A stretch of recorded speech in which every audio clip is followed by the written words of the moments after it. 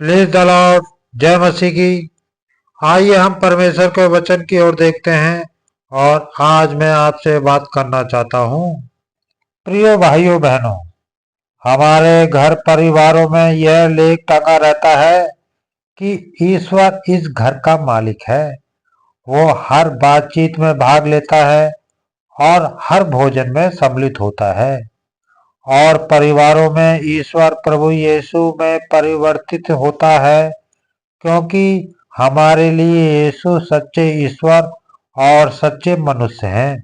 यीशु संसार में मानव रूप लेकर आए ताकि वो हमारे साथ में रहें, हमारे सुख दुख में हमारे सहभागी बने और अंत में हमारी मृत्यु के बाद हमें अपने राज्य में पहुंचा दें। प्रभु यीशु ने शायद ही एक बार इस शब्द का उत्तम का प्रयोग किया है और वह उस समय उन्होंने किया जब कोई उनके पैरों के समीप बैठकर उसकी वाणी सुन रही थी।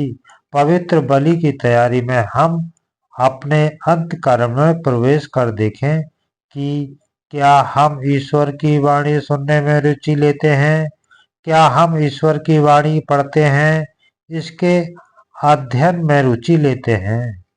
आज का पहला पाठ उत्पत्ति ग्रंथ से लिया गया है, 18 की 1 से 10 तक। इब्राहिम मामरे के बलूत के पास दिन की तेज गर्मी के समय अपने तंबू के द्वार पर बैठा हुआ था कि प्रभु उसे दिखाई दिए। इब्राहिम ने आंख उठाकर देखा कि 3 पुरुष उसके सामने खड़े हैं। उन्होंने देखते ही वो तंबू के द्वार से उनसे मिलने के लिए दौड़ा और दंडवत कर बोला, हे प्रभु, यदि मुझ पर आपकी कृपा हो तो अपने सेवक के सामने से यूं ही ना चले जाएं। आप आज्ञा दें तो मैं पानी मंगवाता हूँ। आप पैर धोकर वृक्ष के नीचे विश्राम करें। इतने में मैं रोटी लाऊंगा। आप जलपान करने के बाद ही आगे बढ़ें। आप तो इसलिए अपने सेवक के यहाँ आए हैं। उन्होंने उत्तर दिया, तुम जैसा कहते हो वैसा ही करो। इब्राहिम ने तंबू के भीतर दौड़कर सारा से कहा, जल्दी से 3 पसेरी मैदा गूंथकर फुलके तैयार करो। तब इब्राहिम ने ढोरों के पास दौड़कर एक अच्छा मोटा बछड़ा लिया और नौकरों को दिया, जो उसे जल्दी से पकाने गया। बाद में इब्राहिम ने दही, दूध और पकाया हुआ बछड़ा लेकर उसके सामने रख दिया और जब तक वे खाते रहे वो वृक्ष के नीचे खड़ा रहा। उन्होंने इब्राहिम से पूछा, तुम्हारी पत्नी सारा कहाँ है? उसने उत्तर दिया, वो तंबू के अंदर है।